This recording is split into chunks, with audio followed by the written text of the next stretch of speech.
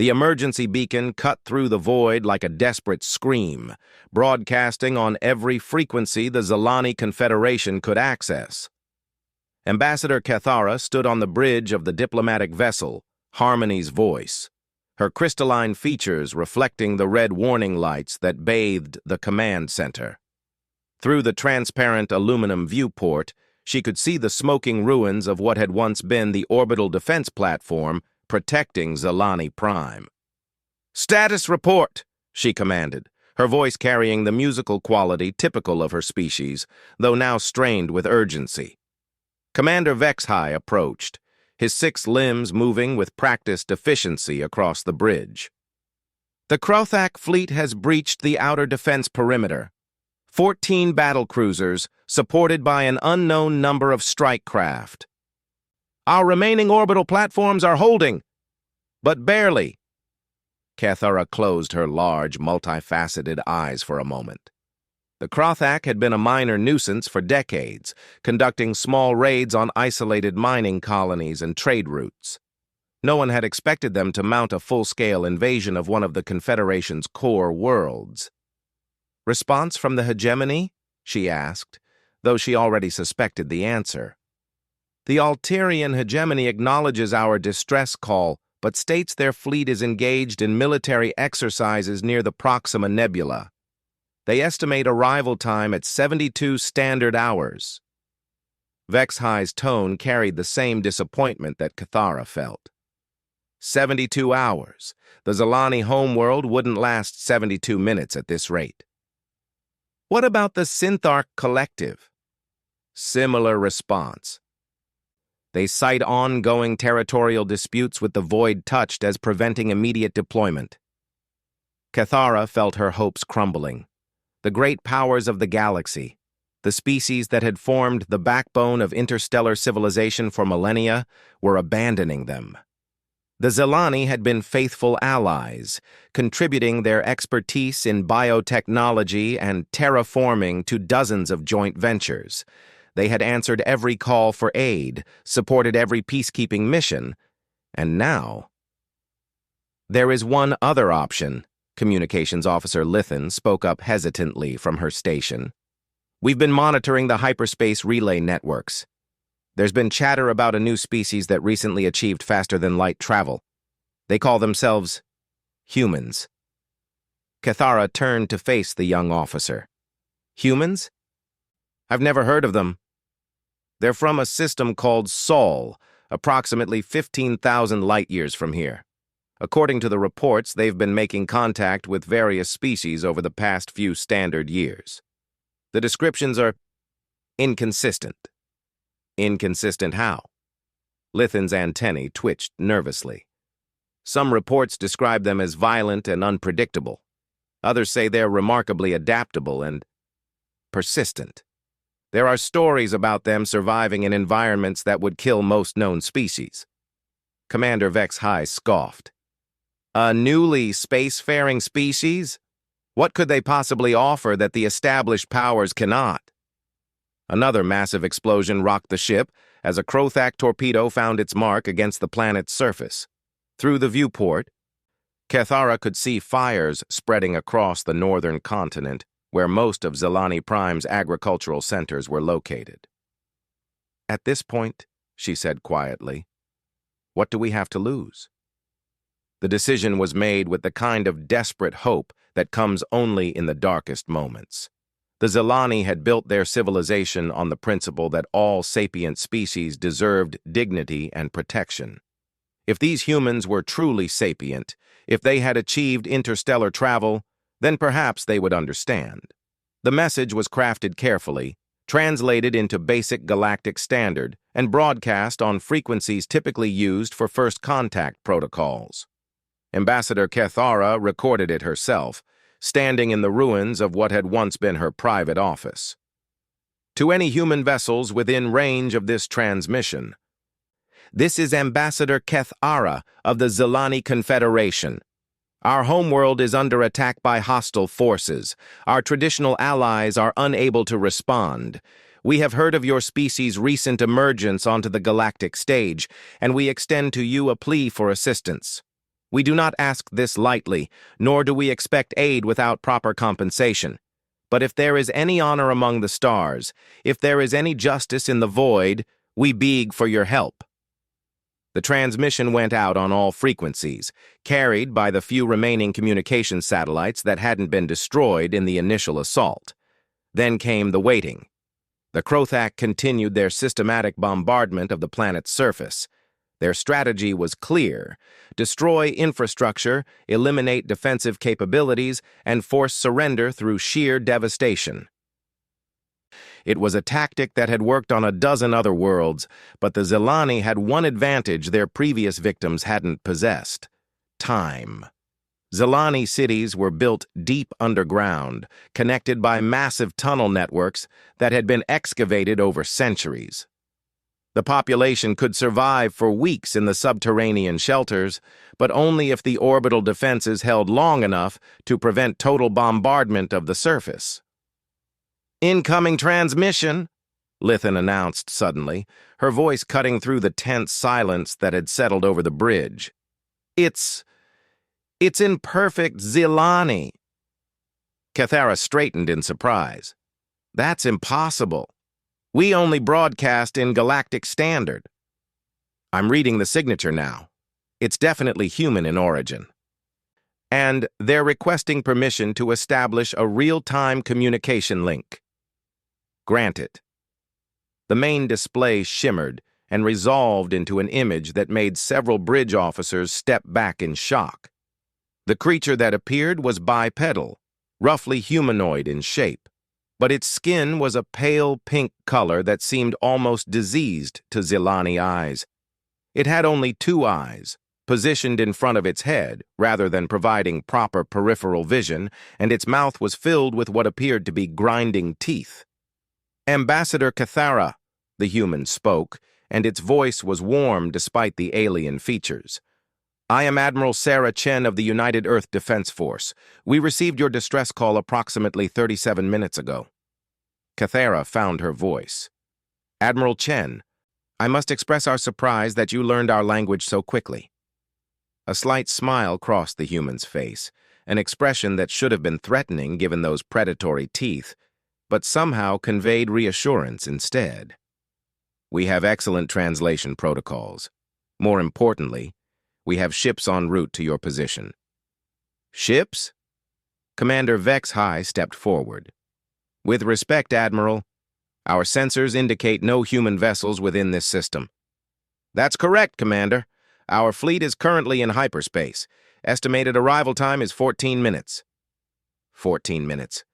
Cathara felt a chill run through her crystalline structure. Even the fastest ships in the galaxy took at least an hour to travel 15,000 light-years.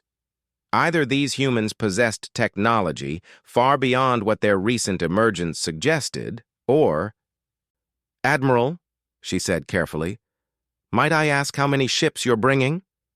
The human's expression grew serious. "Ambassador, when Earth received your call for help, we were faced with a choice. We could send a small diplomatic force to offer token assistance, or we could send a message to the galaxy about how humans respond when innocent people are threatened." Admiral Chen paused, and her eyes seemed to harden. "We chose the latter. You asked for reinforcements. We're bringing an armada." Before Cathara could respond, alarms began blaring throughout the bridge. Sensor operator Yithel's voice cut through the chaos. "Multiple hyperspace signatures detected, dozens of them, hundreds." The main display switched to an external view of local space, and Cathara felt her world shift. Ships were emerging from hyperspace in perfectly coordinated formations, not the elegant, curved vessels of established galactic civilizations, but angular, aggressive-looking craft that seemed designed for one purpose: war. "Sweet nebulas," Vex High whispered. "How many ships are there?" Admiral Chen's voice came through the comm with what sounded almost like pride. "The Third Fleet consists of 247 vessels, Ambassador. We also took the liberty of bringing the 5th Marine Division and the 7th Aerospace Wing. The Krothak Fleet, which had seemed so overwhelmingly powerful just minutes before, suddenly looked small and vulnerable against the human armada. Cathara watched in fascination as the human ships moved with a precision that defied belief. There was no wasted motion, no unnecessary posturing. They simply appeared and immediately began forming attack formations around the Krothak vessels. "This is Admiral Chen to all Krothak vessels," the human's voice was broadcast on open frequencies. "You are attacking a sovereign world without provocation. Withdraw immediately or face the consequences." The response from the Krothak came quickly, transmitted in their harsh, guttural language before being translated. "Unknown vessels.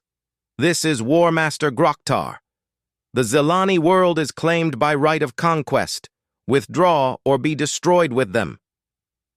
Cathara saw something shift in Admiral Chen's expression, something that made her understand why some galactic reports described humans as violent and unpredictable. "War Master Groktar," Admiral Chen replied, her voice now carrying an edge that could cut through armor plating. "This is Admiral Sarah Chen of the United Earth Defense Force. The Zilani Confederation has requested our assistance, and we have accepted. You have 30 seconds to begin withdrawal procedures." "You dare threaten the Krothak Empire? We have conquered 20 worlds. 30 seconds, War Master. I won't repeat myself." Cathara found herself holding her breath. In all her years as a diplomat, she had never heard anyone speak to the Krothak with such casual dismissal of their threats. The Krothak were known throughout the galaxy as brutal but effective warriors. Their technology was primitive compared to the great powers, but their willingness to accept massive casualties in pursuit of victory made them feared opponents. The 30 seconds passed in absolute silence. "All ships," Admiral Chen's voice carried across the fleet frequencies. "Weapons free. Target their engines first. We're going to give them one more chance to leave under their own power." What happened next would be talked about in military academies across the galaxy for generations to come. The human fleet opened fire with a precision that defied understanding. Every shot found its mark, disabling Krothak engines and weapons systems without destroying the ships outright. In less than 3 minutes, the entire Krothak invasion fleet was drifting helplessly in space. "War Master Groktar," Admiral Chen's voice was now almost conversational. "Your fleet is disabled but intact. Your crews are alive. This is more mercy than you showed the colonies you've raided. You have 1 hour to evacuate your personnel to life pods before we begin towing your vessels out of Zilani space." The silence that followed stretched for several long moments before Groktar's voice returned, much subdued. How did you do that?" Admiral Chen smiled, and this time the expression was definitely predatory. "War Master, humans come from what the galaxy calls a death world. Everything on our planet evolved to kill everything else. We've been fighting wars since before we discovered fire. What you just witnessed wasn't advanced technology. It was 3 million years of evolutionary pressure teaching us to be very, very good at breaking things that threaten what we protect." Cathara stared at the display in amazement. Around the Zilani homeworld, human ships had taken up defensive positions with the same casual efficiency they had shown in dismantling the Krothak fleet. Medical ships were already moving toward the planet's surface, while engineering vessels began assisting with orbital platform repairs. "Admiral Chen?" She managed to find her voice. We cannot express our gratitude. But I must ask, why? Why would you risk so much for a species you'd never encountered before?" The human's expression softened slightly. "Ambassador, you said something in your message that resonated with every human who heard it. You spoke of honor among the stars, of justice in the void. Where we come from, when someone calls for help against those who would harm the innocent, you answer. It doesn't matter if they're human or alien, friend or stranger. Evil triumphs when good people do nothing. As if to emphasize her point, more ships were emerging from hyperspace. These weren't military vessels, but massive cargo haulers escorted by additional warships. "Are those supply ships?" Vexahai asked in amazement. "Food, medical supplies, construction materials, and temporary housing units," Admiral Chen confirmed. "Our intelligence suggested your infrastructure would be damaged. We came prepared to help with the aftermath, not just the immediate threat." Cathara felt something she hadn't experienced in her entire diplomatic career: complete and utter shock at the generosity of an alien species. The great powers of the galaxy operated on carefully calculated exchanges of favor and obligation. Help was given only when benefit was assured. But these humans had traveled 15,000 light years to aid strangers, bringing not just weapons, but humanitarian supplies. "There is one thing I must understand," she said. "You say you've only achieved faster-than-light travel recently, yet your fleet coordination, your tactical precision, your technology, it rivals that of species who have been spacefaring for millennia." Admiral Chen's smile returned, this time with a note of dark pride. "Ambassador, humans have been preparing for war since we first looked up at the stars and wondered what was out there. We just finally got the chance to take our preparations off-world. Every human ship is crewed by people who grew up knowing that survival meant being stronger, faster, and more adaptable than everything trying to kill them." The realization hit Cathara like a physical blow. These weren't newly spacefaring primitives stumbling onto the galactic stage.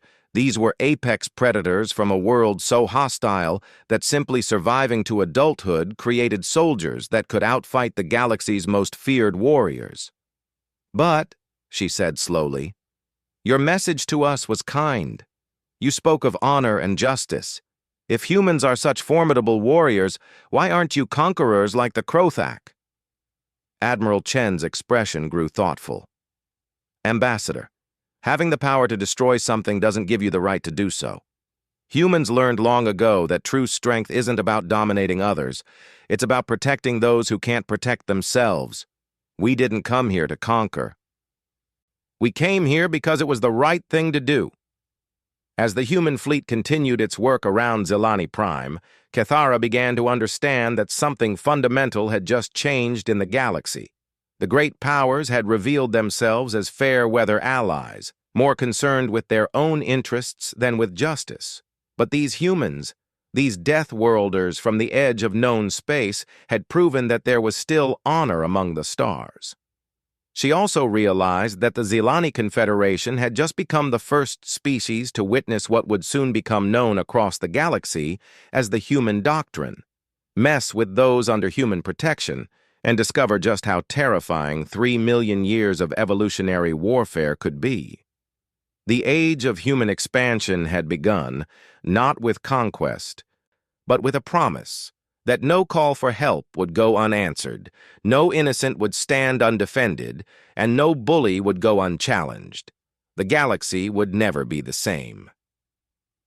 3 hours after the human fleet's arrival, Ambassador Cathara found herself aboard the human flagship Indomitable, walking through corridors that felt more like the interior of a fortress than a starship.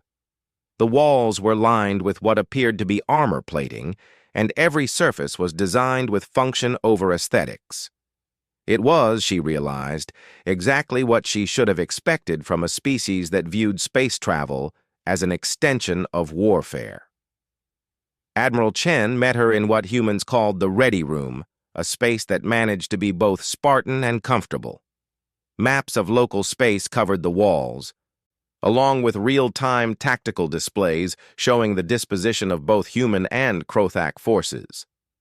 "Ambassador, please sit." Admiral Chen gestured to a chair that had clearly been adjusted for Zilani physiology. "I wanted to update you on our progress and discuss next steps." Cathara settled into the chair, noting how the humans had somehow acquired detailed information about her species' physical needs in the short time since their arrival. "Admiral," Before we begin, I must ask how your medical teams were able to treat Zilani civilians with such effectiveness. Dr. Yinthal reports that your medics seem to understand our physiology better than some of our own physicians. A slight smile crossed Admiral Chen's face. Ambassador, the first thing humans do when we encounter a new species is learn everything we can about them. While our fleets were en route, our xenobiologists were analyzing every piece of information available about Zilani physiology, psychology, and culture. By the time we arrived, every medical team had been briefed on Zilani anatomy and common medical conditions. In 3 hours? In 37 minutes, actually. Humans have a saying, proper preparation prevents poor performance. We've learned to compress learning curves when lives are at stake. The scope of human efficiency was beginning to sink in. Cathara had assumed their rapid response was due to advanced technology, but it was becoming clear that human society itself was organized around principles that most galactic civilizations would consider impossibly demanding. Admiral, may I ask you a personal question? Of course.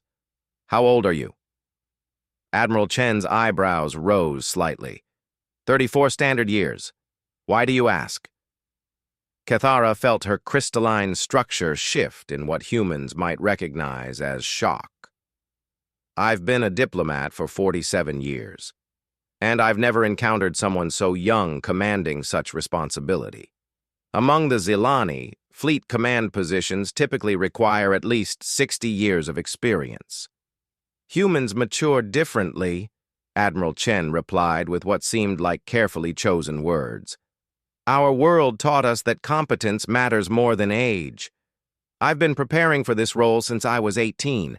Military service is mandatory for all human citizens, and leadership positions go to those who demonstrate the ability to make decisions under pressure. Mandatory military service? Cathara struggled with the concept. For everyone? Every human serves at least 2 years in either military or civilian emergency services. We learned long ago that a society survives only when every member understands both how to defend it and why it's worth defending. Before Cathara could respond, the Ready Room's communication system chimed. Admiral, this is Colonel Martinez in the field. We have a situation. Go ahead, Colonel. Ma'am, we've discovered that the Krothak bombardment was more targeted than we initially realized. They weren't just conducting random destruction. They were specifically targeting Zilani cultural sites and population centers with historical significance. Admiral Chen's expression darkened. Genocide protocols? Affirmative, Admiral. This wasn't an invasion. This was an extermination campaign. The silence that followed was heavy with implications. Cathara felt a chill that had nothing to do with the ship's climate systems. The Krothak had been planning to eliminate the Zilani as a people, not just conquer their world. Colonel, what's the status on Krothak survivors? We have approximately 8,000 prisoners, Admiral. They're contained but uncooperative. Most are refusing to provide information about their operational objectives. Admiral Chen stood and moved to one of the tactical displays. Ambassador, I need to ask you something, and I want an honest answer. What would your people consider appropriate justice for an attempted genocide? Cathara found herself in territory that no diplomatic training had prepared her for. Among the Zilani, we believe in rehabilitation over punishment. We would seek to understand why the Krothak chose this path and work to ensure it doesn't happen again. And if rehabilitation isn't possible, if the Krothak view mercy as weakness and use any leniency to plan future attacks? The question hung in the air like a physical presence. Cathara realized that she was witnessing something that would define the relationship between humans and the galactic community for generations to come. How humans dealt with defeated enemies would tell the galaxy everything they needed to know about this new species. Admiral, she said carefully, what does human justice look like? Admiral Chen was quiet for several long moments, staring at the tactical display showing the disabled Krothak vessels. Among humans, there's an old saying, justice must be tempered with mercy, but mercy cannot come at the expense of future victims. The Krothak attempted to commit genocide. They need to face consequences severe enough to deter similar actions, but not so severe as to make us into the monsters we fought. What are you proposing? War crimes tribunals, full investigation into the Krothak command structure that authorized genocide protocols. Those responsible will face trial under galactic law. Those who were following orders without understanding the scope of their mission will be given the opportunity to return to their homes with restrictions on future military service. Cathara felt something she hadn't expected: relief. The humans weren't planning mass executions or revenge campaigns. They were thinking like civilized beings, despite their overwhelming military superiority. But, Admiral Chen continued, and her tone grew harder, the Krothak Empire as a military entity needs to cease existing. We can't allow a government that orders genocide to continue operating. Their worlds can govern themselves, but their military must be dismantled. The scope of what Admiral Chen was proposing struck Cathara like a physical blow. The humans weren't just planning to defend the Zilani. They were planning to restructure an entire region of space to prevent future genocides. It was the kind of massive undertaking that typically required decades of planning and the combined resources of multiple galactic powers. Admiral, with respect, dismantling the Krothak Empire would require occupying dozens of worlds. That's a commitment that could take decades. Admiral Chen's smile returned, but this time it carried an edge that made Cathara understand why human diplomacy was apparently backed by such overwhelming force. Ambassador, humans don't do things halfway. When we commit to protecting someone, that protection doesn't have an expiration date. If dismantling the Krothak Empire is what it takes to ensure they never attempt genocide again, then that's what we'll do.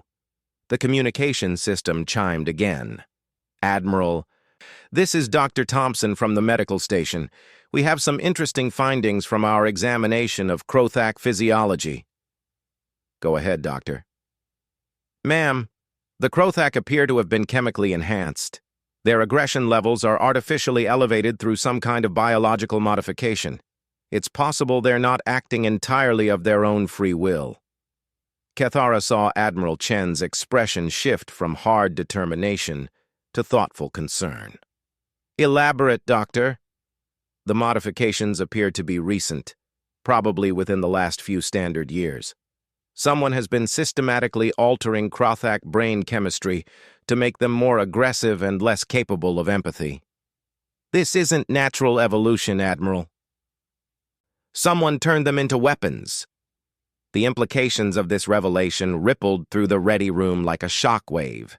If the Krothak had been artificially modified to become more violent, then they weren't entirely responsible for their actions. But more importantly, someone else was pulling their strings. Doctor, can these modifications be reversed? Potentially, Admiral, but it would require extensive medical intervention and probably years of rehabilitation. Admiral Chen turned to Cathara. Ambassador, this changes things. The Krothak may be victims as much as aggressors. We need to find out who's responsible for these modifications. Cathara felt her understanding of the situation shift once again. The humans had gone from responding to a call for help to uncovering what might be a galactic conspiracy. And they were approaching this new information with the same methodical precision they had shown in every other aspect of their response. Admiral, investigating this could take you far from Zilani space. We cannot ask you to risk your people for what might be a galaxy-wide problem. Admiral Chen's expression grew thoughtful. Ambassador, humans have a concept called mission creep. It's when a simple objective grows into something much more complicated. Usually, it's considered a bad thing. She paused, looking at the tactical displays showing human ships spread throughout the Zilani system. But sometimes, you discover that the real problem is much bigger than what you originally came to fix. What are you saying? I'm saying that if someone is creating artificial super soldiers and using them to commit genocide, that's a threat to every peaceful species in the galaxy. The Zilani were just the beginning. Before Cathara could respond, another alert sounded throughout the ship. This time it was Fleet Communications Officer Singh's voice. Admiral, we're receiving long-range communications from multiple sectors. It appears word of our intervention here has spread. We have requests for assistance from 14 different systems. Admiral Chen moved to her command console and activated the main display. A star map appeared, showing the local region of space with blinking indicators scattered across dozens of systems. What kind of requests, Singh? Various, Admiral. Some are reporting Krothak attacks similar to what happened here. Others mention different aggressive species with similar behavior patterns. There's also a message from something called the Galactic Council requesting our immediate attendance at an emergency session. Cathara stared at the display in growing amazement. The human intervention at Zilani Prime hadn't just saved her world. It had apparently triggered a cascade of revelations across the galaxy. Species that had been suffering in silence were suddenly finding their voice, knowing that someone would answer their calls for help. Admiral, she said quietly, I think you've started something much larger than a rescue mission. Admiral Chen studied the display for several long moments, her expression unreadable. When she finally spoke, her voice carried the weight of a decision that would reshape galactic politics. Colonel Martinez, prepare the 5th Marine Division for extended deployment. Dr. Thompson, I want a full medical team dedicated to studying these chemical modifications and developing treatments. Communications, send a message to Earth Command. Tell them we need the 2nd, 4th, and 6th fleets out here as soon as possible. Admiral? Cathara felt compelled to ask. What are you planning? Admiral Chen turned to face her, and for the first time since their meeting began, her expression carried something that might have been excitement. Ambassador, humans have spent our entire history wondering if we're alone in the universe. When we finally reached the stars and found we weren't alone, we discovered something even more important. We found people worth protecting. She gestured to the star map with its dozens of blinking distress signals. Every one of those lights represents people who are suffering while the galactic powers debate politics and calculate profit margins. That's not how humans operate. You're planning to answer all of them? I'm planning to answer every call for help that reaches us, for as long as it takes. Admiral Chen's smile returned, this time carrying a warmth that made her predatory features seem almost gentle. Ambassador, your people called out for reinforcements and got a human armada instead. Now the galaxy is about to learn what happens when you give humans a mission worth fighting for. Cathara looked at the star map and realized she was witnessing the birth of something unprecedented in galactic history. A species that possessed the military capability to enforce peace across multiple sectors and the moral conviction to actually do it. The established powers maintained order through careful balance and mutual deterrence, but humans seemed prepared to maintain order through overwhelming force applied with surgical precision wherever innocent people were threatened. Admiral, the galactic community operates on very specific principles of non-interference and balanced power structures. What you're proposing could destabilize relationships that have existed for millennia. Admiral Chen considered this for a moment, then moved to her desk and activated a holographic display showing what appeared to be historical records from Earth. Ambassador, humans have experience with systems that prioritize stability over justice. In our history, we've seen what happens when good people choose order over doing the right thing. We've learned that some things are more important than stability. The holographic display shifted to show images that Cathara found disturbing. Conflict, suffering, but also moments of incredible courage, where small groups of humans stood against overwhelming odds to protect those who couldn't protect themselves. The galaxy has had stable, balanced power structures for millennia, Admiral Chen continued. And in that time, how many species have suffered in silence? How many colonies have been raided? How many peoples have been enslaved or exterminated while the great powers debated proper protocols? Cathara felt the weight of the question. The Zilani had been faithful members of the galactic community for over 200 years, and when they faced extinction, their allies had been too busy with their own concerns to help. But surely you can't police the entire galaxy. Admiral Chen's expression grew serious. Ambassador, we're not planning to police anything. We're planning to respond when people call for help. There's a difference. The communication system chimed once more. Admiral, priority message from Earth Command. Put it through! The holographic display shifted to show a human even older than Admiral Chen, wearing what appeared to be formal military dress. Admiral Chen, this is Fleet Admiral Park. Congratulations on your successful intervention at Zilani Prime. Thank you, sir. Admiral, we've uncovered evidence of a potential conspiracy involving artificially enhanced aggressors targeting civilian populations across multiple sectors. Fleet Admiral Park's expression grew thoughtful. Admiral, President Zhang has been monitoring the situation. Earth Command is prepared to authorize Operation Galactic Shield. Cathara saw Admiral Chen straighten in what was clearly surprise. Sir, Galactic Shield is a theoretical framework. We've never tested it in actual deployment. Admiral, the situation has moved beyond theoretical. You have 15 additional fleets en route to your position, along with full diplomatic and humanitarian support packages. Earth has decided that the galaxy needs to see what human protection looks like when it's implemented without compromise.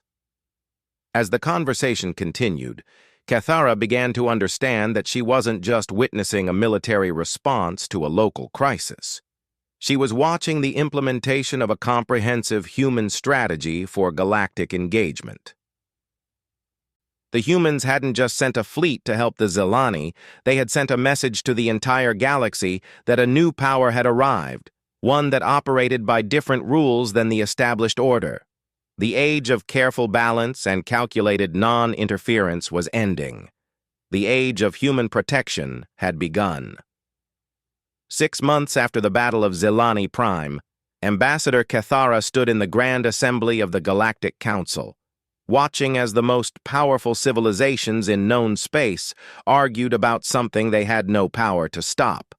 The humans had kept their promise. 15 additional human fleets had arrived in the sector over the past months, and with them came something the galaxy had never seen before: systematic, coordinated humanitarian intervention on a massive scale. The humans called it Operation Galactic Shield, and it was reshaping the political landscape of dozens of star systems. The human presence in the Outer Rim territories represents an unprecedented expansion of military power, declared Ambassador Viridian of the Alterian hegemony, his voice echoing through the crystalline chamber. Their actions, however well-intentioned, violate centuries of established territorial agreements. Cathara listened to the debate with growing frustration. For months, the great powers had complained about human intervention while offering no alternatives for the species being systematically attacked across the galaxy. The evidence was undeniable. Someone was enhancing multiple aggressive species with the same chemical modifications found in the Krothak, creating armies of artificial super soldiers and pointing them at peaceful worlds. Ambassador Viridian, came a new voice from the gallery, and Cathara turned to see Admiral Chen entering the chamber. The human looked exactly as composed as she had during their first meeting, but now she wore the insignia of a fleet admiral and was followed by a small entourage of human diplomats. May I address your concerns? The Alterian ambassador's scaled features shifted in what might have been surprise. Admiral Chen, this is a closed diplomatic session. Military personnel are not typically permitted to address the council directly. Admiral Chen's smile was polite, but carried an edge that Cathara had learned to recognize. Ambassador Viridian, I'm also the duly appointed human diplomatic representative to this council. Earth doesn't separate its military and diplomatic functions the way other species do. We've found that effective diplomacy requires understanding what you're capable of defending. She moved to the center of the chamber, and holographic displays materialized around her showing star charts marked with human fleet positions, supply lines, and operational zones. You expressed concern about human expansion. Let me clarify our position. The display shifted to show a timeline of events over the past 6 months. In the time since our initial intervention at Zelani Prime, human forces have responded to 47 requests for assistance across 12 sectors. We have liberated 23 worlds from occupation, provided humanitarian aid to over 30 colonial settlements, and identified the source of the chemical enhancement program that created the artificial super soldiers. Murmurs spread through the assembly. This was the first time the humans had revealed the full scope of their operations. The entity responsible, Admiral Chen continued, calls itself the Dominion. It appears to be a collection of species from the galactic rim that view the current galactic order as weak and decadent. They've been systematically enhancing aggressive species and using them as proxy forces to destabilize peaceful worlds with the ultimate goal of collapsing the existing power structure. Ambassador Kethara felt a chill run through her crystalline form. The scope of the threat was even larger than she had imagined. Furthermore, Admiral Chen's expression grew harder. Our intelligence indicates that the Dominion has been specifically targeting species known for their pacifist tendencies or their contributions to galactic culture and science. The Zelani were not a random target. They were chosen because of their reputation for biotechnology and terraforming expertise. The implications rippled through the assembly like a shockwave. The Dominion wasn't just destabilizing random worlds. They were systematically eliminating the species that made galactic civilization possible. Ambassador Viridian's voice was more subdued when he spoke again. Admiral, even if your intelligence is accurate, the solution cannot be unilateral human military action across sovereign territories. The Galactic Council exists to address such threats through coordinated diplomatic efforts. Admiral Chen's smile disappeared entirely. Ambassador, with respect, the Galactic Council has had 6 months to coordinate a diplomatic response to genocide. Instead, you've spent 6 months complaining about humans actually doing something about it. The chamber fell silent. Kethara realized she was witnessing a fundamental challenge to the way galactic politics had operated for millennia. The great powers were accustomed to managing crises through careful negotiation and gradual consensus building. The humans had simply bypassed that entire system and solved problems through direct action. Let me be absolutely clear, Admiral Chen continued, her voice carrying across the chamber without need for amplification. Humans will continue to respond to any call for help from species threatened by genocide, slavery, or systematic oppression. We will continue to hunt down and eliminate the Dominion's enhanced forces wherever we find them. And we will continue to provide protection for any species that wants to live in peace. And what if the Council votes to condemn human actions? Asked Ambassador Zephyr of the Syntharch Collective. Admiral Chen's expression didn't change. Ambassador, Earth withdrew its application for Council membership 3 months ago. We're here today as a courtesy to explain our actions and offer cooperation. But human foreign policy is no longer subject to Council approval. The statement hit the Assembly like a physical blow. Most galactic species spent decades or even centuries seeking Council membership as the ultimate validation of their civilization's advancement. The humans had qualified for membership faster than any species in galactic history, then walked away from it. You're operating outside all established galactic law, Ambassador Viridian said, and his voice carried a note of what might have been desperation. No, Admiral Chen replied calmly. We're operating outside galactic politics. Human actions are guided by human law, and human law is very simple. Protect the innocent, punish the guilty, and never abandon those who call for help. She gestured, and the holographic displays shifted to show real-time feeds from dozens of systems where human forces were engaged in operations. Cathara could see medical stations treating refugees, engineering corps rebuilding infrastructure, and marine units training local defense forces. Every species under human protection is free to govern itself however it chooses, Admiral Chen continued. We don't impose political systems or economic models. We don't demand tribute or establish colonies. We simply ensure that no one can threaten those who want to live in peace. And when your protection conflicts with legitimate territorial claims? Asked another ambassador. Admiral Chen's smile returned, this time carrying genuine warmth. Ambassador, humans have a saying, your right to swing your fist ends where my nose begins. Any species is free to expand, trade, or establish territorial claims. But the moment those activities involve threatening peaceful populations, they become humanity's concern. Cathara watched as the assembly struggled with the implications of Admiral Chen's words. The humans had essentially declared themselves the galaxy's protectors, accountable to no authority except their own moral code. It was unprecedented, and it terrified the established powers. Admiral, said Cathara, rising from her seat, may I ask what humanity's long-term goals are? You've demonstrated the ability to project force across the galaxy, but what happens when the immediate threats are dealt with? Admiral Chen turned to face her, and Cathara was struck by how much had changed since their first meeting.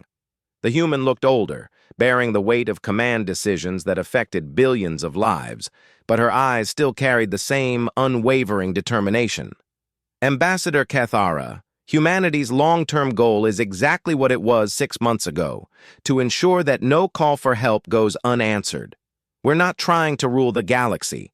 We're trying to make sure the galaxy is safe for species that want to build something beautiful instead of something destructive. The display shifted one final time, showing a strategic overview of the entire galactic region. Human fleet positions formed a protective network around peaceful worlds, while red indicators showed confirmed Dominion strongholds that were systematically being eliminated. The Dominion counted on the galactic community's reluctance to act decisively, Admiral Chen continued. They planned for diplomatic delays, territorial disputes, and political maneuvering. They didn't plan for humans. Because humans don't follow the same rules, Ambassador Viridian said, and there was something almost like admiration in his voice. Because humans follow older rules, Admiral Chen corrected. Protect your family, defend your friends, and stand up to bullies. Everything else is just politics. As the assembly session continued, Cathara found herself reflecting on the transformation she had witnessed. 6 months ago, the Zilani had been facing extinction while their allies debated response protocols. Now they were part of a growing coalition of species under human protection, free to pursue their cultural and scientific development without fear of external threats. The humans had done more than save her people. They had proven that there was an alternative to the careful balance of power that had defined galactic politics for millennia. They had shown that it was possible to have principles worth fighting for and the strength to defend them. After the formal session ended, Cathara approached Admiral Chen in the corridor outside the assembly chamber. Admiral, may I ask you something personal? Of course. Ambassador, do you ever worry that humanity has taken on more responsibility than any species should bear? Admiral Chen was quiet for several long moments, staring out through the station's transparent aluminum windows at the stars beyond. Every day, Ambassador. But I've learned something about humans over these past months. We're not good at half measures. When we commit to protecting someone, we don't set limits on that protection based on what's convenient or politically acceptable, even if it means conflict with the established powers. Especially then. Admiral Chen's expression grew thoughtful. The established powers had centuries to address the threats we've dealt with in 6 months. They chose political stability over justice. We choose justice. and we'll deal with the political consequences. Cathara studied the human's face, noting the lines of stress that came from carrying the weight of galactic responsibility. And if the galaxy never accepts human methods? Admiral Chen's smile returned, this time carrying a note of quiet confidence. Ambassador, the galaxy doesn't have to accept our methods, but every species we've protected, every world we've liberated, every colony we've saved understands what human protection means. That's more than enough. As if to emphasize her point, Admiral Chen activated a personal communication device. Admiral, this is Captain Rodriguez from the Kepler. We've completed evacuation of the Thessian mining colonies. All civilians are safe, and the Dominion forces have been neutralized. Outstanding work, Captain. Begin Phase 2 reconstruction immediately. Another voice came through the communicator. Admiral, this is Colonel Park from the surface of New Geneva. The enhanced Virax forces have surrendered, and Dr. Chen confirms that the chemical modifications can be reversed. We're looking at a 6-month rehabilitation process. Approved, Colonel. Establish a full medical facility and coordinate with local authorities. Cathara listened to the reports streaming in from across the galaxy and realized that while the great powers debated in committee chambers, human forces were actively reshaping the political landscape, one rescue operation at a time. Admiral, she said, I have one final question. What happens when other species develop the same capabilities as humans? What happens when the galaxy is full of species capable of projecting force like Earth can? Admiral Chen's expression grew serious. Then the galaxy becomes a much safer place, Ambassador. Humans don't want to be the only species capable of defending the innocent. We want to be the species that taught others how to do it. She paused, looking out at the stars again. Our goal isn't to create a galaxy dependent on human protection. Our goal is to create a galaxy where the kind of protection we provide is no longer necessary because everyone is capable of defending themselves and their neighbors. As they parted ways in the corridor, Cathara realized that she had witnessed the beginning of a new age in galactic history. The humans had arrived not as conquerors or colonizers, but as something far more transformative. Teachers who demonstrated through action what a species could accomplish when it chose principles over politics and justice over stability. 6 months ago, she had broadcast a desperate plea for reinforcements and received a Deathworlder Armada in response. Now, that armada had become the foundation of a new galactic order based on a simple principle. Those with the strength to protect others had the responsibility to do so. The galaxy would never be the same, and for the first time in her long diplomatic career, Cathara believed it was changing for the better. The age of careful balance was ending.